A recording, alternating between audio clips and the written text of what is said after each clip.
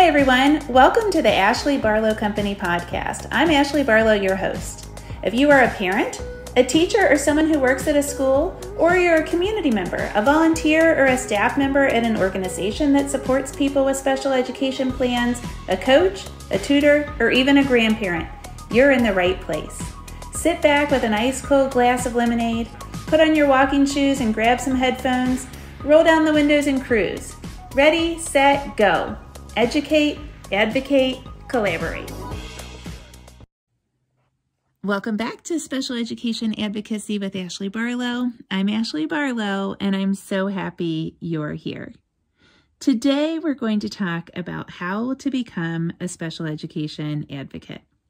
Now, before we dive into this episode, I want for you to know that this will not be a commercial for my online on-demand training course, which is called Advocacy, Business, and Concepts in Special Education.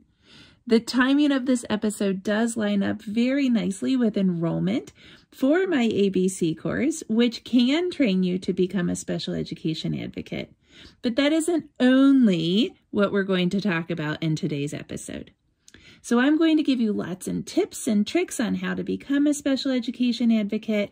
I'm going to talk to you about kind of the journey that a lot of people take to become a special education advocate. I'm going to talk a little bit about the job. And of course, we'll talk about different ways by way of courses and books and other trainings that lots of people take in order to pursue and grow in a career as a special education advocate. If you're interested in taking my ABC course, of course we will talk about it. I'll give you more information about it, but I don't want for you to think that this is going to be a whole episode of a commercial, because I'm not going to do that to you. Let's dive in and talk about how to become a special education advocate. I think the first thing to talk about is the journey to a special education advocate. How do most people end up as special education advocates? Well, in the case of myself, I am a special education advocate, but I'm also an attorney. I can practice law because I'm licensed as an attorney in Kentucky and Ohio. Now, some special education attorneys only go to due process. They only do legal things. I actually also go to meetings. I consult with people on a non-continuing representation basis, and I do lots of other things that advocates do as well. And so I consider myself a special education attorney, but I can work as an advocate in states where I'm not barred, and I do advocacy type work with my JD in the states where I am licensed as well. And the way that I became a special education attorney is really because kind of all paths converged in that one particular place. I used to be a teacher. I'm the parent of a child with an IEP, and I also am a self-advocate myself. I have a physical disability. I was hurt as a kid. And so for me, it was kind of a natural place for me to land. Even after I had practiced in general practice for several years, everything kind of pointed to, oh, you should do a lot of special education work. And I think while that's my story, it's kind of true of so many people in this field. I love to go to continuing education. And I really did not like to go to continuing education until I started to specialize in special education. Now I get so much continuing ed that I don't even turn it all into my states where I'm licensed because I don't have to. I get so much time that I don't even have to tell them all of the different conferences I go to. And the reason that I love continuing ed so much is because I'm actually learning things. But more than that, I'm networking with the people that are also working in special education law and special education advocacy. So I've got lots of friends in this field, and they all had pretty similar journeys. There's kind of a few different categories of people that work as special education advocates. As you can imagine, a lot are teachers. A lot of people have either left their job in education or they've revamped their jobs in education so that they can go out and help people to advocate for their children that are on IEPs and 504 plans. A lot of teachers are kind of tired of the system. They've hung up their hat and they've moved on, and they've found some independence as special education advocates. Many, many special education advocates are also parents. Some are teachers and parents, former teachers and parents. A lot of people get into special education advocacy because they have figured out the system for their children. And they say nobody should have to figure it out alone. And so I'm going to set out to help other families to navigate this process. What I've learned is so valuable, and I can pass on the skills and the knowledge that I've learned in order to help other families. And so if you're a parent out there thinking, oh gosh, can I do it? I'm just a parent. Of course you can do it. There are so many people that were in your position that are having wonderful careers as special education advocates, and they're doing it with very little background before they actually get started, which is kind of a neat thing about this field. Then also, there are other people that sit on IEP teams that have become advocates. There are lots of people that do related services. So a lot of people that used to be OTs and PTs and speech therapists in school will go and they'll start their own practices, and they will provide outside OT, physical therapy, and speech therapy.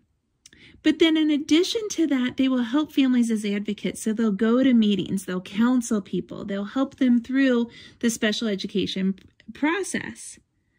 And they are able to do this because they've been at the IEP table from the school side. It's a really interesting perspective when you can find somebody that does both, that does the therapy and also does the advocacy. One thing is true about every person that becomes a special education advocate, and that is that they are passionate people. Sometimes you'll find somebody that is just simply passionate and very empathetic towards the disability community. And even though they don't have a specific touch, a child or themselves or a niece or a nephew or a grandchild that is on an IEP or a 504 plan, they just are so passionate about helping families that they've become special education advocates themselves. Oftentimes, these people are coming from some career that ties to the disability community. They might have worked in an adult day center. They might have had some other work experience that has tied them to the special education community. So that's a little bit about the journey of people that have become special education advocates. And of course, if you don't fall in that category of people, if you aren't a teacher, if you aren't a parent, if you aren't a related service professional, if you haven't worked very closely with people with disabilities in the past, it doesn't mean that you can't become a special ed advocate, but it certainly means that you are unique, and that's a really great way to be. Now, what's it take to become a special education advocate? I could have written down 35 adjectives. I probably could have written down 135 adjectives. But I wrote down 5, and I kind of want to talk to you about what it takes, what kind of traits it takes in order to be successful in this field. Well, obviously it takes passion. In order to really care about your job, you have to be passionate about it. And because this job is not super easy, your passion has to really drive so much of what you do. Sometimes this work is hard. Sometimes it is very, very easy. Sometimes it is very long and circuitous. And all of that has to be driven by passion. So I don't think I know a special education advocate that isn't super passionate. Some people are passionate about the children. Some people are really passionate about one particular disability category. Boy, if you meet somebody that really specializes in specific learning disabilities like dyslexia, oh my gosh, they can go on, and their passion for helping families navigate dyslexia instruction is unmatched. Remember when I had Daphne Corder on the podcast and we did all things dyslexia? That's passion. Knowledgeable. Special education advocates are knowledgeable. And it's so important, friends, that Advocates are knowledgeable not only about the content of special education, not only about the regulations in their particular state or the states where they practice, but they also are knowledgeable about advocacy and negotiation, that they really understand what a child and a parent are entitled to, and then also how they can go about getting it, what strategies they can use in order to get what the child is entitled to. And so there's so much to learn. There's the content of special education, and there's also that negotiation tactic, how to get what we want. That kind of goes into the next thing, number 3, tenacious. Special education advocates are tenacious. In a little bit, I'm going to talk to you about how I think businesses as special education advocates are pretty scalable, how you can work part-time, you can work full-time, you can really grow your business, you can start in certain ways and you can grow. But one thing is for sure, when things get going, you're going to have to work hard. Things change, timelines come up, emergencies happen. Manifestation determination reviews, for example, have to be done on a certain timeline. Lots of things happen in special education kind of at the last minute. And while, yes, you can plan and plan and plan for something and you think you've got it all straight, there are times that you're just going to have to crunch. And that crunch takes some tenacity, because we're all tired and we've all got lots to do. And so sometimes you have to kind of get the grit and say, all right, it's 8 o'clock on a Sunday night, but guess what? I'm going to sit down and I'm going to review that IEP for tomorrow, because 8 o'clock tomorrow morning is going to come pretty darn quickly. The tenacity is also important when you're trying to problem solve. Maybe a team is at impasse. Maybe a team is trying to figure out how to utilize a program that just doesn't seem to be working. Maybe a team's trying to figure out educational placement, but there's something sticky in the middle of it. And that kind of can do, we're going to figure this out. There is no as an answer here, really does help in the advocacy practice. So special education advocates are tenacious. They're also very flexible, because guess what? Things happen. Of course, things happen. You know, we're dealing with the disability community. And so we might have something that we think is going to be the perfect solution to a situation, and it doesn't work. And so what do we have to do? We have to pivot. We have to be flexible. Maybe we anticipate that evaluation results are going to say one thing and they say something different. Well, we have to pivot. Maybe parents go in with some kind of preconception and that preconception turns out to be far from the truth. What do? We have to change. We have to think about something else. We have to be flexible. And we also have to be flexible with our clients, because our clients might change their minds. They might be confused. They might have misunderstood something.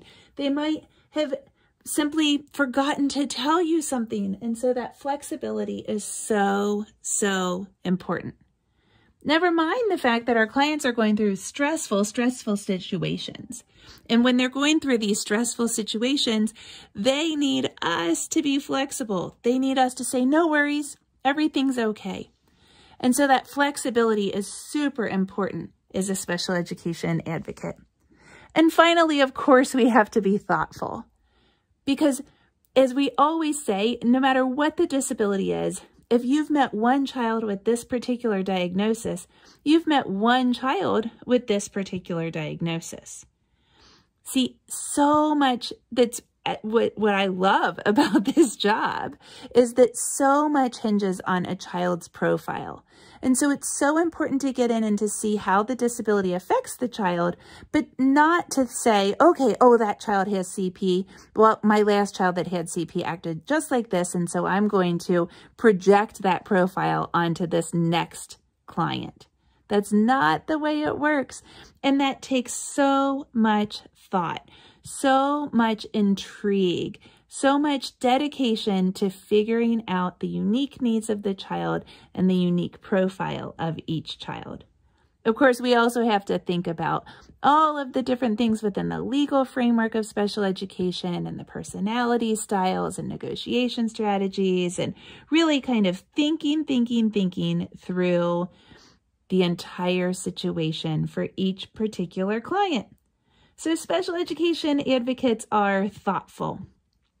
If you're passionate and knowledgeable, tenacious, flexible, and thoughtful, then you should become a special education advocate. How do you do it?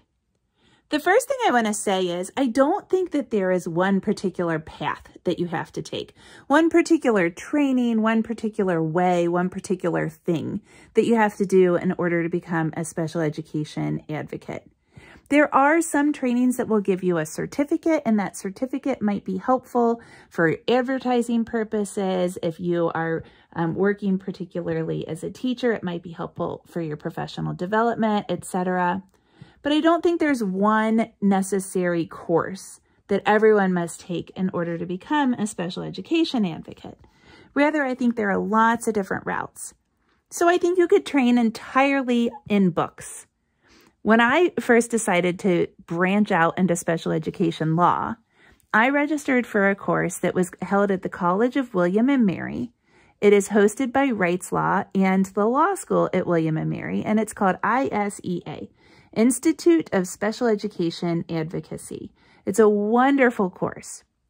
Now, I had done special education work for quite some time. I had done all kinds of education law, in fact. But I hadn't ever outlined it. I hadn't ever read a book start to finish. I hadn't ever really thought about the IEP in order. I hadn't really ever thought about the legal framework. When I refer to the legal framework, what I'm really talking about is special education in order.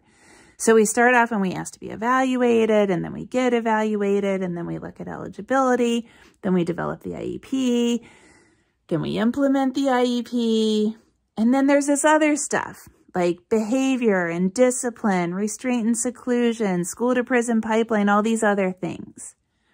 I had never really thought about it in order or in categories. And I went down to ISEA and I had a wonderful time and I met some of my best friends, but I came back so confused because I had learned all of these different things, and I had learned a lot, actually. I learned way more than I thought I was going to learn. But I didn't have any kind of framework to plug it into. And so what I did is I sat in traffic on the way home and I opened up one of the books that we had gotten, a Wrights Law book, and I started paging through it and literally developing an outline on my laptop. I was stopped dead in traffic. Don't be worried. I started outlining the Wrights Law book into something that made sense. That outline is now probably close to 200 pages long, and I continue to use that outline whenever I go to continuing education in a special ed topic. I, of course, can use Control-Find to find exactly where manifestation determination reviews, for example, start, but it helps me so much to stay organized. The next thing that I did was I went to the colleges around my home. And I went up to the book sale counter, and I said, I would please like to look at the books that you sell to students that are in education or in the law school that are on special education advocacy and special education law. And you would be surprised, if you've never done that, how hard it was for me to get them to give me the books. They would say, give me your schedule. Well, I don't have a schedule. I just want the books. I don't know if they only order the amount for the number of students that are in the class or what, but I'm sorry if you were taking one of those classes and you didn't have a book, because eventually I convinced people to give me the books. And so I read a few more books, and that helped me develop my outline. It helped me to look at the framework more. It helped me to learn. So I really kind of learned backwards almost. I started with some details, and then I came back and I got the general picture. There are lots of other ways to get the general picture, though, of course. So one is books, books, books, books, and books, which is the way that I learn and the way that I teach my kids. But there are other trainings. So COPA, the Council for Parents, Attorneys, and Advocates, does do a really comprehensive training. I don't know if they market it this way, but I have a COPA intern right now, and I've had a few other friends go through their training, which they call SEAT, S-E-A-T, Special Education Advocacy Training.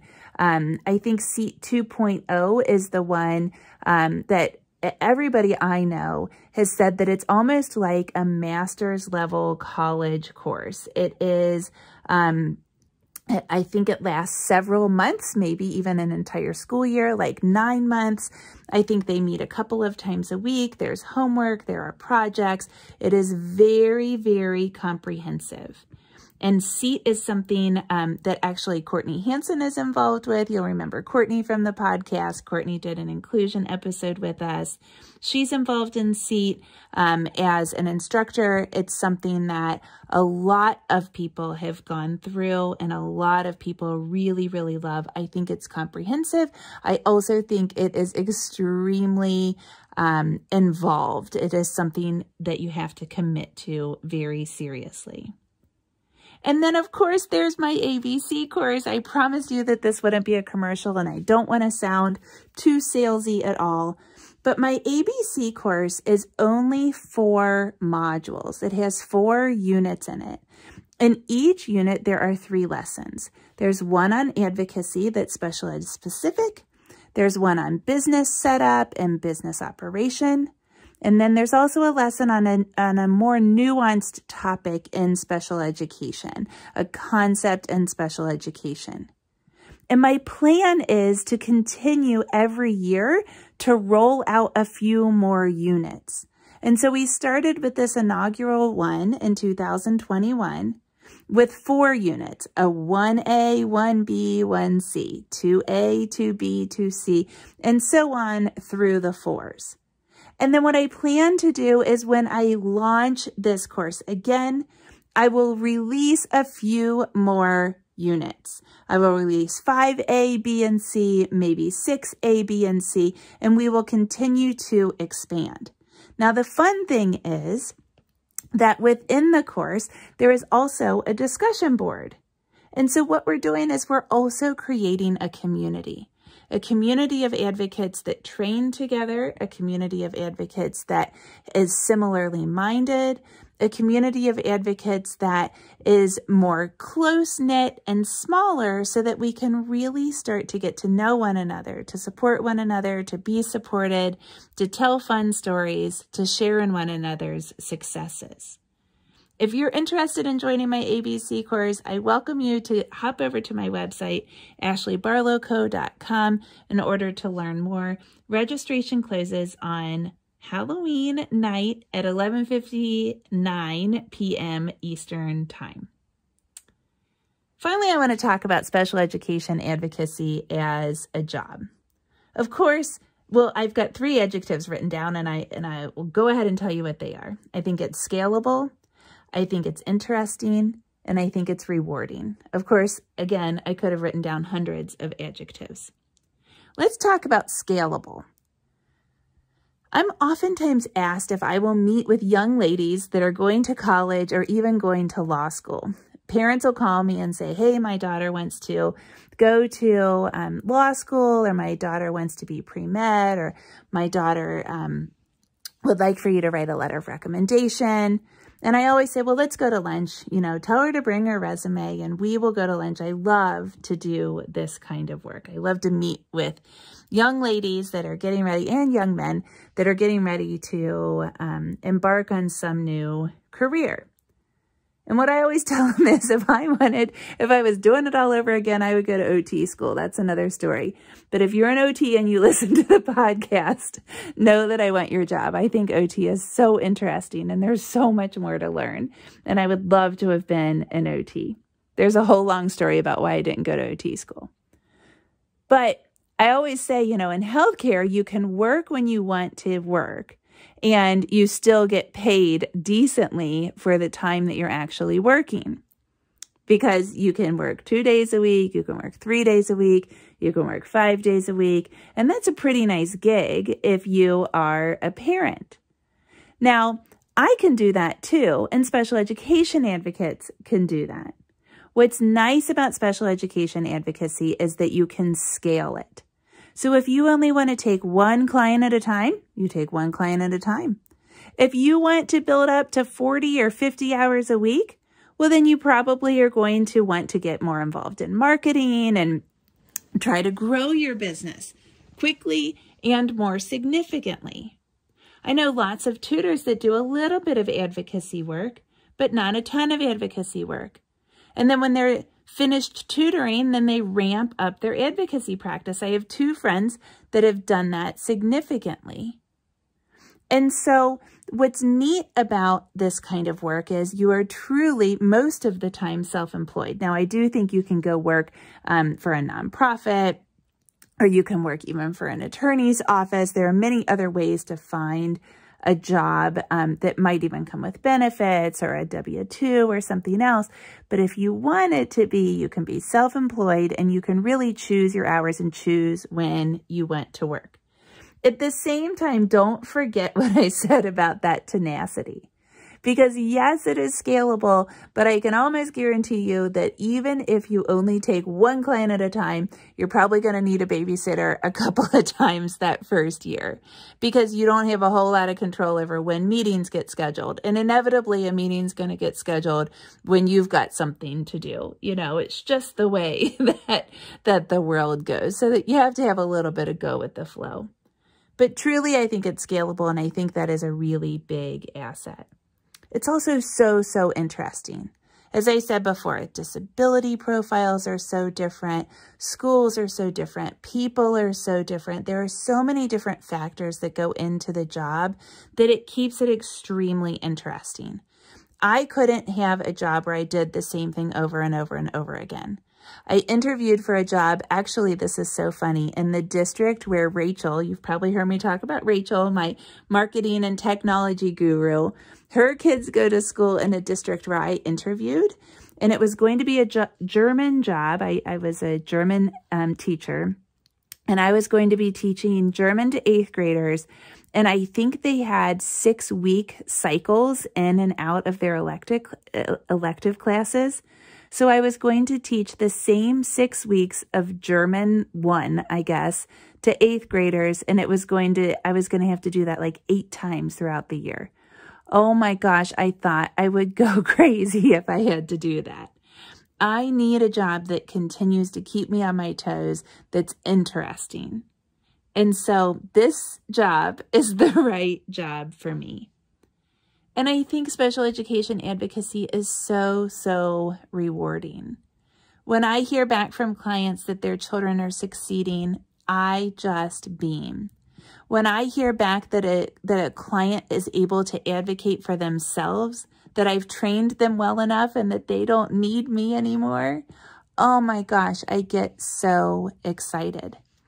When a superintendent walks me to the elevator and says, "Thank you so much for coming to this meeting. I was really worried about how things were going to end up, and I think that we really are on a good path." Oh my gosh, it is so rewarding. About 5 times a year, I come home and I say to my husband, Brandon, "I'm really good at my job." And that is something that I hope all of you are able to say. I'm really good at my job. I really help people. I really help the children that I'm here to serve. If you're considering being a special education advocate, I hope this is helpful for you. I would love to see you in my ABC course. Don't forget the registration closes on Halloween night at 11:59 Eastern. We'll be back next week, same time, same place.